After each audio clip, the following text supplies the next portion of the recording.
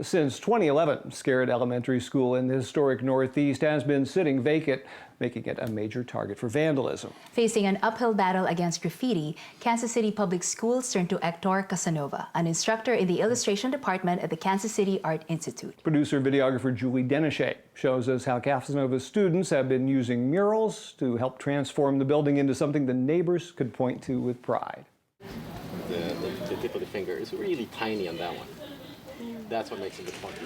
All of these individual mural panels, they're being painted here at the Kansas City Art Institute, but eventually they're all going to Scarrett Elementary School. Sometimes it helps to kind of like do that. Scarrett Elementary School is a Kansas City public school that has been closed and it's just been shuttered. The doors and windows have been boarded over with just, blank wooden panels. And over the last several years, the school building itself became a magnet for vandalism and graffiti. The most effective way to combat vandalism and graffiti is through murals.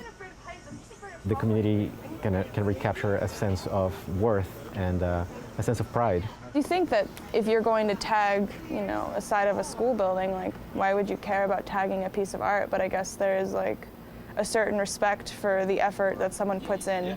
But I mean, do you have photo reference for the actual illustration for the? I did when the biggest aesthetic hurdle for me was to figure out a way to get so many different voices, so many different artists to work on the project and still keep the whole thing unified. I came up with this idea of keeping everything unified by using the very limited color palette. Having black and white and then one primary color and then one accent color each time that we do the project. If we ended up with something that was noisy and just did not have any cohesiveness, it would not necessarily be a significant improvement over just the graffiti noise. So they will put their names on them, you said, or no? Well, we're gonna have all the names in one of the panels at the bottom. I love how it's making the community very colorful, It's not just dull and white and it's not just, when I go on my porch, I don't see just the old school broke down. I see beautiful colors. It's very wonderful. It is.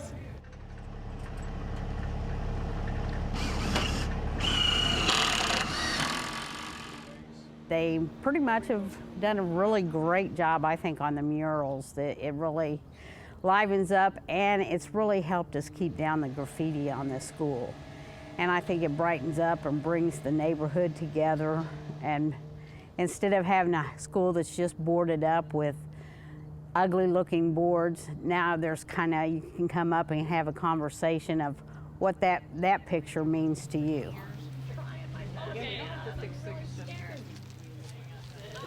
Still might be some. We were trying to make the school have a big presence like a cathedral would. We looked at medieval art and stained glass of cathedrals, and we wanted something. They have such an enormous power and such an enormous, we wanted to give our mural that power. Something else that you guys could do, if you could make stencils for the flowers themselves, which it's unfortunate because it's obviously hard and labor intensive to get them to this point and then to kind of backtrack. People want to be given the opportunity to feel smart, and I encourage my students to treat their audiences like they're smart, to not make their work so transparent and so linear that there is nothing to get. We wanted to show these different species of animals, humans, ducks, fish, dog, all kind of habitating in this one place and it being peaceful.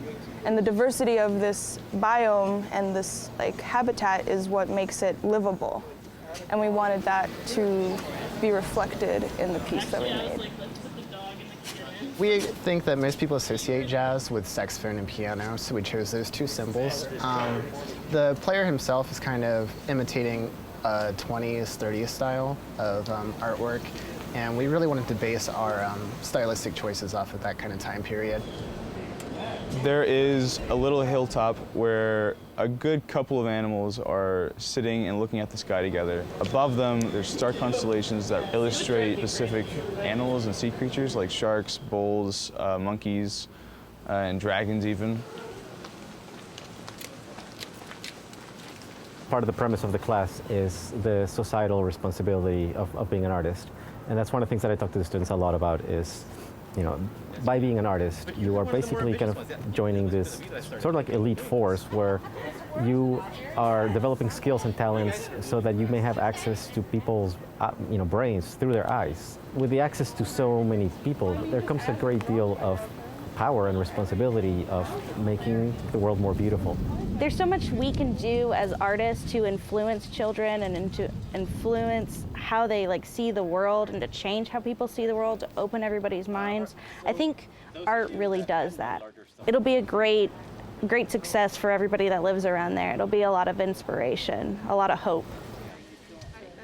There's a really great sense in doing something that helps other people.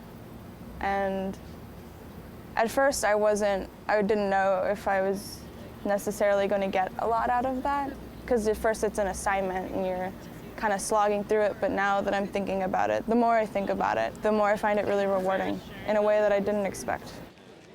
It has completely changed the feel of that part of the neighborhood. Just that intersection is just so bright and beautiful, whereas before it was just an abandoned building, a big abandoned building with graffiti on it.